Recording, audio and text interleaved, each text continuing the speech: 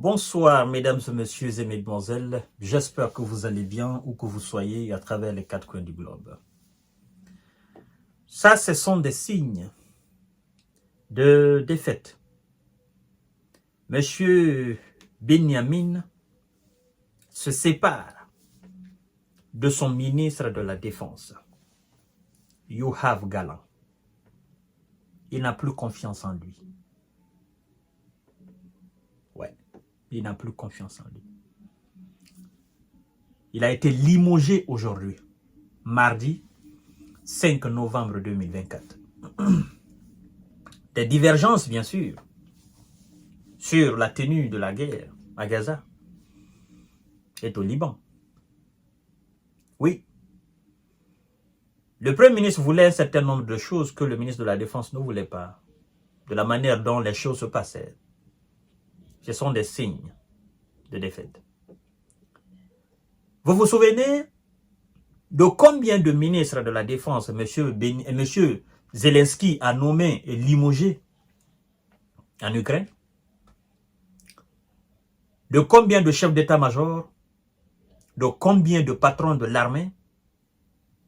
Il est allé jusqu'à limoger les commissaires régionaux chargés de recrutement.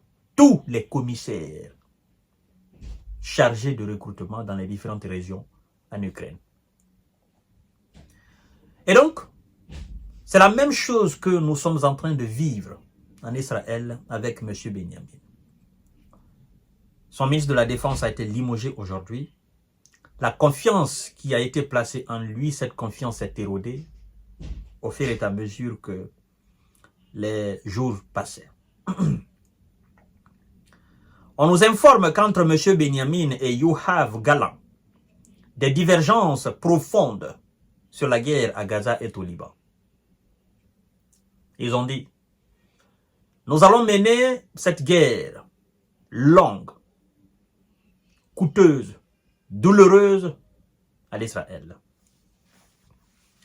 Et on est en train de constater les défaillances dans l'administration, des contestations.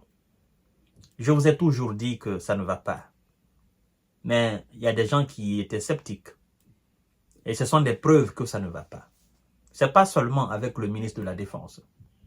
C'est avec un certain nombre de ministres dans le gouvernement qui ne sont pas d'accord de la manière dont les choses se passent. Mais les jours à venir, nous allons voir un à un tout ce qui se passe.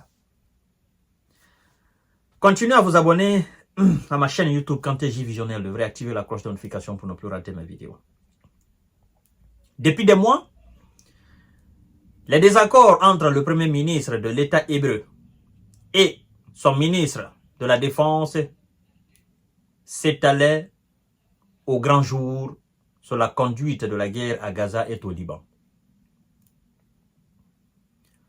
Les différends portaient avant tout sur la façon de mener la guerre dans l'enclave palestinienne et sur l'ouverture rapide d'un front contre le Hezbollah libanais. Une option défendue par Yoav Gallant, mais à laquelle s'était refusé M. Benyamin Netanyahou, selon les informations. Vous savez, Benyamin est un ancien militaire. Donc, il se dit, non, les choses ne doivent pas se passer comme ça. Puisque c'est lui qui a le pouvoir de limoger et de nommer ses ministres, ben, vous n'êtes pas d'accord avec lui, vous ne faites pas ce qu'il vous demande, il vous limoge. C'est aussi simple que ça. En septembre, les tensions entre Yoav Gallant et le Premier ministre Benyamin étaient devenues telles que ce dernier avait pris la décision de se séparer de son ministre et de le remplacer par Gideon Sa'ar, un rival susceptible de renforcer la coalition fragile de M. Benyamin. Sa coalition qui lui a porté à la tête de l'Israël en tant que Premier ministre. coalition qui est fragilisée. Et donc, comme je vous ai toujours dit, il y a des véritables problèmes. Cette guerre est en train de faire naître beaucoup de choses en Israël. La confusion est là. La confrontation est là. Les divergences sont là. Et ajoutez à tout cela, l'armée qui grogne. Parce qu'il y a un manque accru de soldats sur le terrain. Mais on nous informe que l'accélération des événements au Liban avait finalement justifié le maintien du ministre de la Défense, M. Yoav Golan, à son poste. Face à la transformation du front nord en guerre ouverte, il était apparu impossible de remercier un ministre de la Défense aussi proche de ses généraux et de l'appareil militaire. Donc, finalement, M. Benyamin a pris son courage à bras le corps, est à limoger. Qu'il soit proche de ses généraux ou pas, il dit, bon, tu t'en vas. On a besoin de 109. Parce que tu ne fais pas les choses comme je dis, et tu ne fais qu'à ta tête.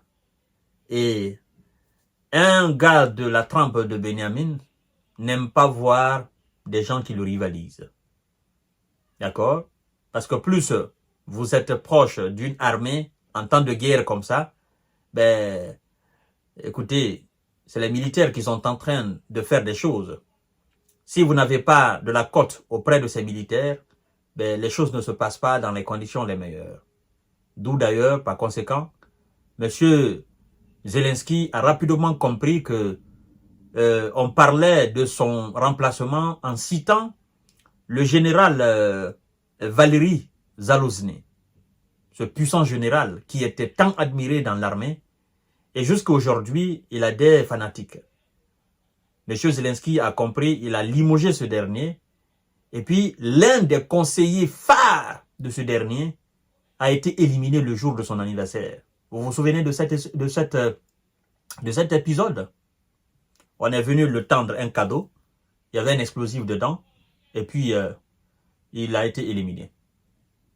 M. Zelensky envoyait là un signe au ministre, n'est-ce pas, au patron de l'armée en disant, ben, go, gars, tu te calmes ou bien je t'envoie au trou définitivement. Donc, nous sommes en train d'assister à la même chose avec M. Benyamin. Et il a remplacé par l'ex-ministre des Affaires étrangères, Israël Katz. Nous allons voir si ce dernier, il va changer les choses, s'il va faire ce que M. Benyamin dit, s'il sera au goût des généraux sur le terrain ou pas.